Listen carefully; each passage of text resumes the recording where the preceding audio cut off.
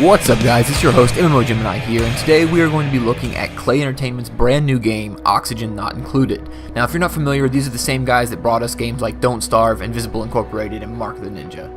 Anyways, Oxygen Not Included is a space colony management game where you take control of a team of colonists that have to build and survive inside the hostile environment of an asteroid. As the name implies, you will need to manage everything from food, water, and waste down to the concentration of oxygen in the air that your colonists have to breathe. Now the game lands squarely between the survival genre games such as Don't Starve, management games like Fallout Shelter, and hybrids such as RimWorld, due to the fact that you have to both manage individual units' health and stress levels, and you have to develop a functional base in which those units will reside and provide for themselves. Now if any of this has grabbed your attention thus far, let's go ahead and get into the meat and potatoes of this game. Now please keep in mind, this game as it stands is currently in alpha, so what we are going to see here is definitely subject to change. Much like RimWorld, Oxygen Not Included will start out with a character selection screen. This will give you an overview of your starting 3 duplicates, or characters, which will serve as your crew for the game. The overview includes their attributes, or starting stats in other words, their traits, such as boosts to stats or inability to perform a function or duty, and what is labeled as additional currently, which provides what the character expects as far as decor goes and how they respond to stress. We will definitely get into those two mechanics a little bit further into this video. If you decide that you do not like any of the specific stats that you are given with any one of your crew members, all you simply have to do is shuffle the character and move on. Rename your crew if you so desire, give your colony a name, and then embark on your journey. When you initially land in the game, you will see a procedurally generated world and will be provided with a ration box stocked with a little bit of food and the printing pot that will produce a new duplicate every 1500 seconds or every 25 minutes. These beginning rations will allow you to start planning out your early base layout and have your settlers build the basics that you will need in the game, such as beds, a toilet, storage bins, electricity, and of course, as the name implies, develop a way to create oxygen. Your time in Oxygen Not Included will be governed by the day-night cycle, simply called cycles, which can be seen in the top left-hand corner of the screen. Each cycle is roughly 8 minutes long, which allows for quick but meaningful gameplay sessions if the need arises. You are also able to control how quickly the game runs, which can drastically change how much progress you can make in any given time frame. Throughout the game, you will be managing every single aspect of your settlement. At one point or another, you will be considering how much oxygen you need to produce to cover your usage, where the carbon dioxide and hydrogen are settling, how many toilets you have, where your water filtration system will be placed, what kind of light to put in the barracks to keep your settlers from panicking, and how to keep Tilly from smelling up the place with her flatulence. Fail at managing any one of your duplicates' needs and they will develop stress, which if not dealt with at 100%, will cause them to start destroying everything around them or simply vomit everywhere. Do you have poor hygiene? Well, that's a problem too, as your colonists can get sick and even die. Everything matters in ONI, as even not decorating your humble abode will cause stress levels to rise, which releases disastrous consequences on your subterranean asteroid home. Now let's take a look at the tech tree. Currently there is a very basic tech tree that you can use to research to gain better methods of managing your colony. I fully expect that this tech tree will be expanded upon in the future, giving more interesting options for the player to explore.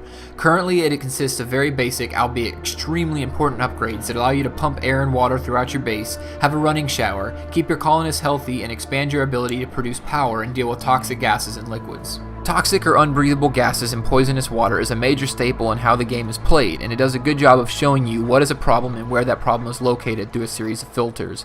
These filters are color-coded in a way that allows you to see various aspects of your colony in a quick and easy to understand way. They are by default bound to the F1 to 8 keys for ease of access and are an easy way to quickly check up on one management aspect or another. Now let's take a look at the Jobs tab. The Jobs tab is very reminiscent of RimWorld. You are able to restrict certain activities to specific settlers based on their skill levels. Now compared to RimWorld, ONI takes a bit more simplistic approach and only allows you to allow or disallow jobs rather than assign a priority. This can be both good or bad depending on your view of management games in general, but it does feel slightly restrictive when you have many cogs in your machine turning and you have to stop and manually adjust a duplicate's job structure when you could have had a priority system instead. The game does have a priority system in place already, allowing the player to prioritize tasks from 1 to 9, 9 being the highest. I do think that it would be in Klei's benefit to add a priority system on the jobs menu as well. Now moving over on our menu tree, we have Vitals. The Vitals tab is a quick overview of each settler individually. It contains the current stress percentage, what the colonist has eaten for the day, and the maximum amount of food that they are allowed to have per day. Clicking on the duplicate will open their profile sheet that gives a specific breakdown of what is affecting their mood and their current needs. From this menu you can review stats of a duplicate, their assigned rooms, and specific details and carried items. You are also able to see the navigational pathing that the unit will take to reach any specific destination and can override their movement with direct input. Now let's take a look at the reports option. Reports will give you a cycle-by-cycle review of what was produced and used within your colony. This menu allows you to see the change over time of many of your important resources so that you can better plan for future success. This is the best menu to use when planning future builds, as it contains most of the vital statistics that the player will use to queue a build order for a new room or utility. Overall, acknowledging that the game is still in alpha, it is very polished and well featured, as we have all come to expect from Klei.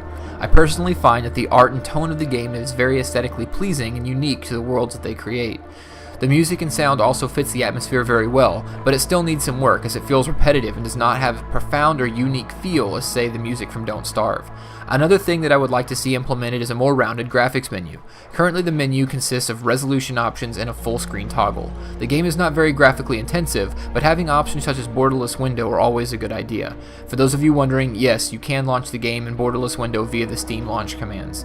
Judging based on what I've seen so far, this will be a great addition to many game libraries, assuming you like management and base building games like this one. Klei has a great track record for releasing polished and fully featured titles and supporting those titles long after their releases. You can pick up this game currently in alpha for $19.99 US on Steam if it strikes your fancy. If you like this video, please feel free to like, share, and subscribe for more content in the future. This has been MMO Gemini, and y'all have a good one.